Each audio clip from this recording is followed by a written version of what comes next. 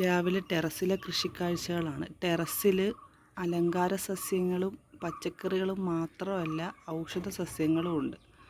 ഇത് കണ്ടോ, ഇത് ബ്രഹ്മി. പിന്നെ ഇത് വാദം കൊല്ലി എന്ന് പറയുന്ന ഒരു ഔഷധ സസ്യമാണ്. പിന്നെ